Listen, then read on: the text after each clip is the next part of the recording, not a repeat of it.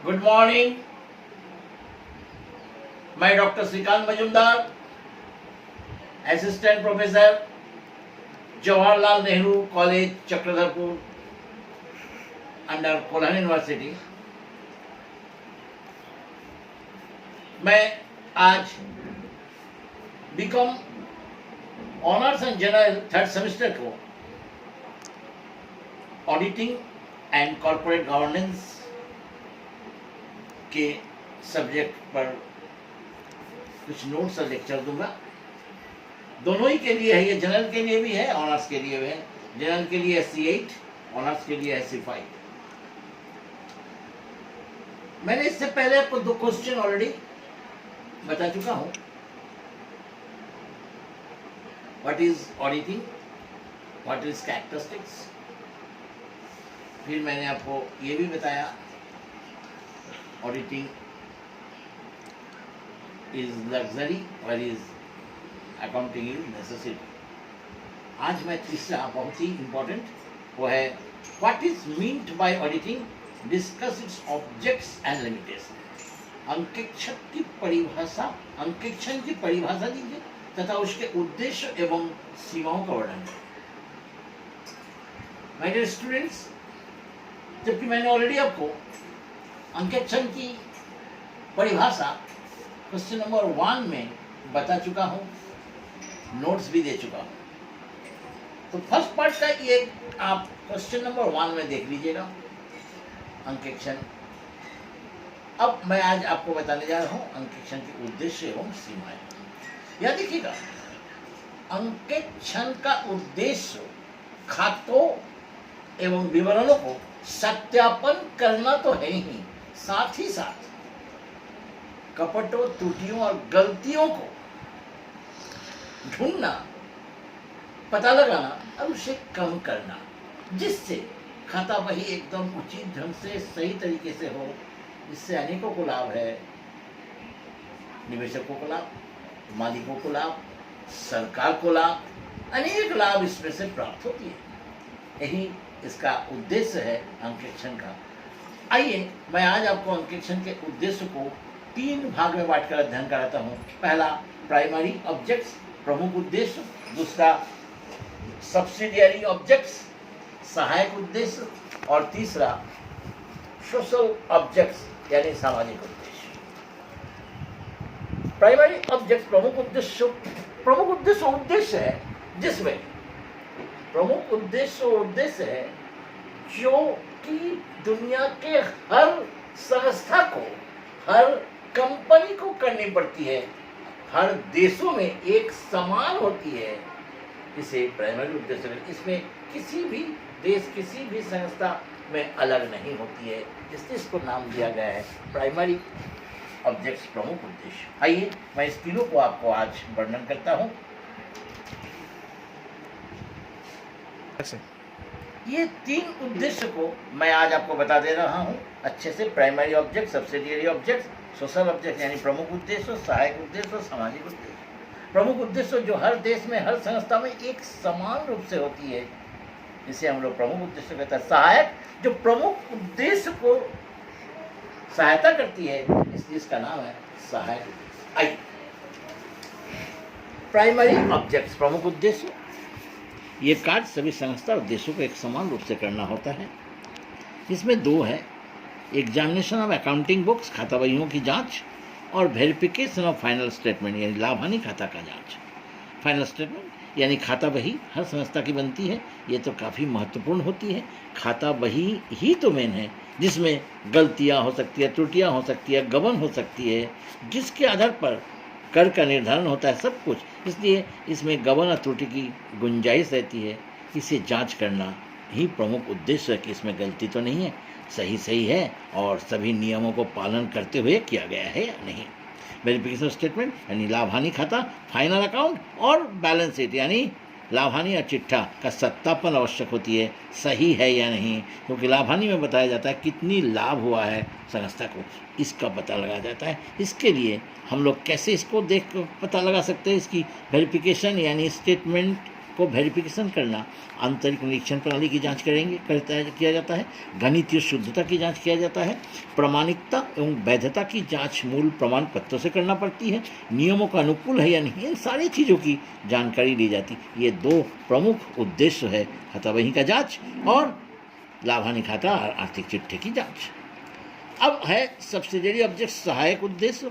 वो उद्देश्य है जो प्रमुख उद्देश्यों को सहायता करती है। इन उद्देश्य के बिना ये उद्देश्य कोई मायने नहीं रखता। अब इसमें एक प्रमुख क्या है? डिटेक्शन ऑफ एरर्स, अशुद्धियों की खोज, प्रिवेंशन ऑफ एरर्स, अशुद्धियों को रोकना, detention and prevention of fraud.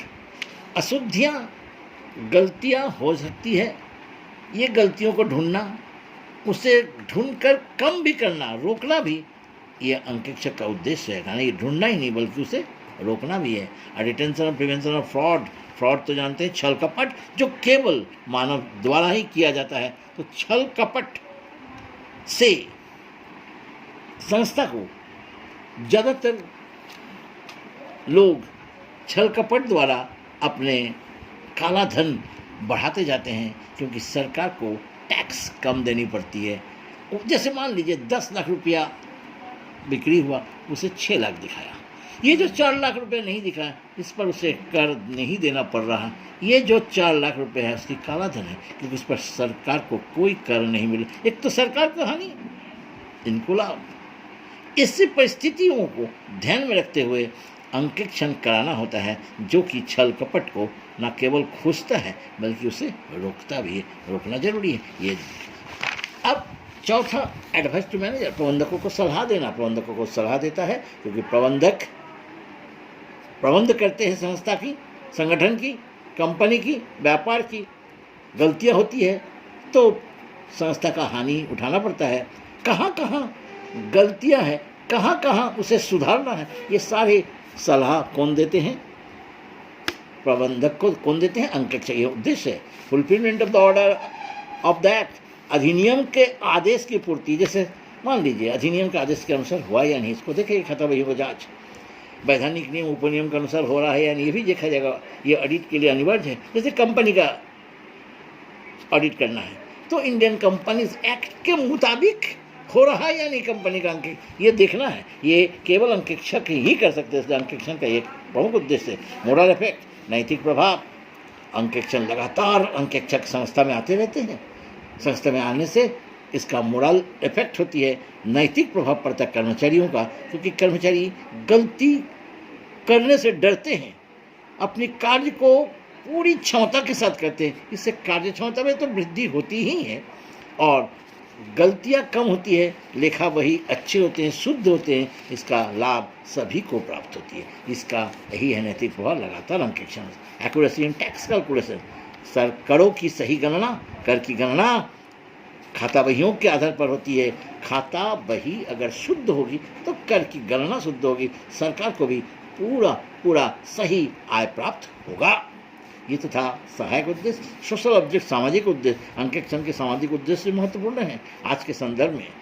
Protection of investors, विनियोग, जो विनियोग करता है उस विनियोगकर्ता की सुरक्षा देखना है, क्योंकि ज़्यादातर संस्था क्या करते हैं, लाभों को बढ़ाकर दिखाता है, ऊंची दर से लाभांश देना जबकि वास्तविक लाभ कम हो रही है। काल्पनिक संपत्तियों को बैलेंस शीट में दिखाकर इन्वेस्टर्स को भ्रमित कर देता है। इन्वेस्टर्स भ्रमित हो जाता है जबकि बात एकदम उसका विपरीत होता है। ऐसी परिस्थिति में इसे सच्चाई को सामने कौन ला सकता है? अंकेक्षक। यानी अंकेक्षण का उद्देश्य इस प्रकार के भ्रम में डाले हुए संस्था का असलियत दिखाना, जिससे विनियोगकर्ता की सुरक्षा होती है, सही विनियोग कर सकता है। अब देखिए protection against evasion of tax, कर की चोरी। मैंने आपको पहले कहा अक्सर लोग कर की चोरी करने की कोशिश करते हैं, जिससे कि कर की चोरी होने से उसकी लाभ होती है लेकिन सरकार को हानि होती है। तो कर की चोरी रुक जाती है बहुत दूर तक। कहाँ? जब उसका अंकेक्षण किया जाता है। Measurement of fair wages labour, श्रमिकों की उचित मजदूरी दिया जा सकता है। सामाजिक लागत एवं लाभ का मूल्यांकन देखिए, इस प्रकार से हम देखते हैं। यह है सामाजिक उद्देश्य। अंकेक्षण की सीमाएं भी होती है। क्या क्या सीमाएं हैं? अंकेक्षण कर्मचारियों को ईमानदारी का पूर्ण प्रमाण नहीं, कर्मचारी जो पूर्ण ईमानदार है ये प्रमाण नहीं मिल सकता है उससे। संपूर्ण गबन को ढूंढना असंभव है। अंकेक्षक सिर्फ अपना राय देता है, 100% शुद्धता की गारंटी नहीं दे पाता है, और स्वतंत्रता का अभाव, ये 5 ऐसे सीमाएं हैं जो अंकेक्षण के लिए है। लेकिन फिर भी सीमाओं के बावजूद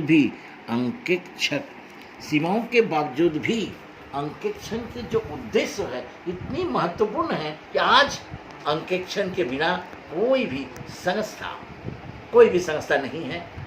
हर छोटी बड़ी संस्था अंकेक्षण करा लेता है क्योंकि उनकी जो उद्देश्य है वो पूरा हो। इसका मतलब अंकेक्षण का उद्देश्य आप समझ गए तीनों, और साथ में लिमिटेशन भी। आज इतना ही। एक बार फिर मैं कहता हूँ, लॉकडाउन की स्थिति है देश में, आप घर में रहिएगा, सेफ रहिएगा। नमस्कार।